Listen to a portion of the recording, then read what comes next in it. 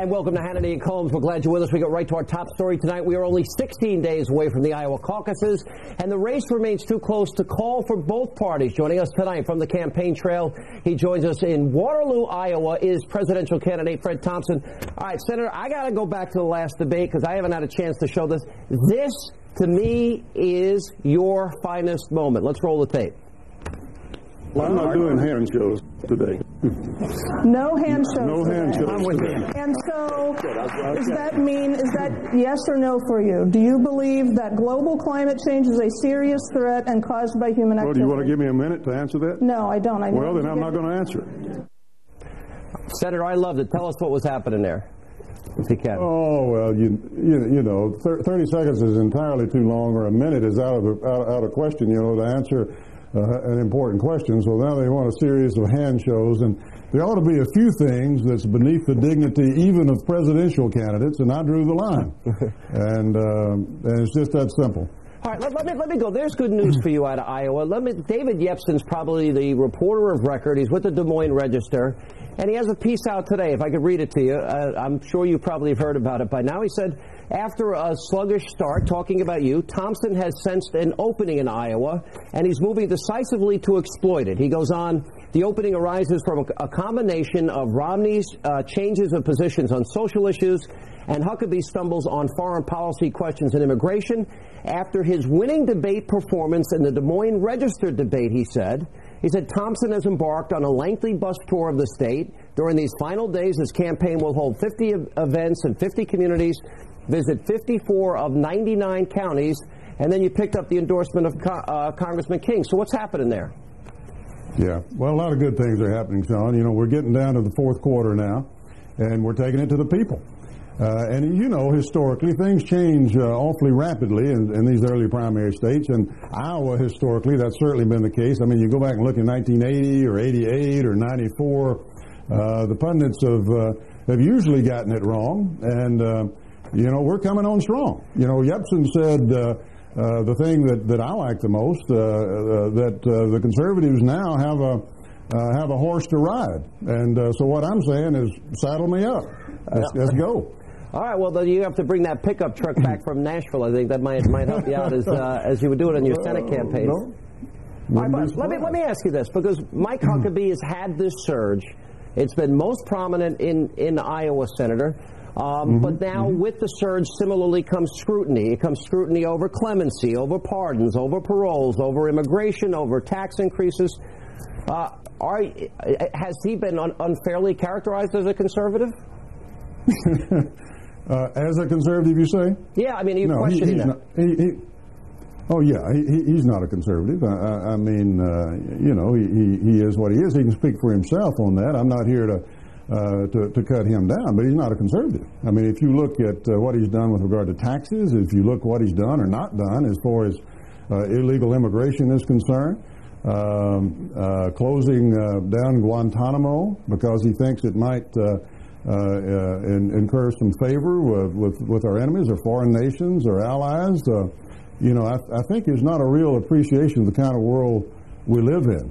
That's of more concern to me than a lot of these other things. We're living in probably the most dangerous times that our nation has faced. Let me ask you this, because what has made the most news is this piece that Governor Huckabee has written when he talked about the arrogant bunker mentality. What are your thoughts on that? Yeah. Well, it's kind of a blame America first kind of an attitude. It looks to me like it's more in tune with what the Democrats have been saying than I think that anything in tune with reality. You know, since World War II, we've been a force for stability in this world, a force for democracy where free people can make their own decisions, and it's led to more prosperity for more people. You know, we're not perfect by any stretch of the imagination. But to think that our problems are due to our arrogance, you know, our European friends didn't think we were very arrogant when we were bailing them out of Bosnia recently, and they couldn't handle the problem in their own backyard. And we're certainly not going to impress the terrorists with that kind of attitude. Senator Alan Colmes, welcome to our show. Nice to have you with both of us. Hello, Alan. Thank you. I want to give you a chance to do a hand show. Are you in the mood for that today or not? Alan, I'm not raising my hand until Chief Justice John Roberts swears me in. If you don't That's mind. a very good line. I'm sure you'll be quoted on that. Well, let me ask you this. Let me give you a minute to answer the question you didn't answer during the debate. Do we have a serious problem with global warming? Is it a threat, and is it caused by human beings? Well, that's one of the questions we don't know, the last one that you just asked. There's no question in my mind that the world is warming. There's no question that humans are making some contribution to that.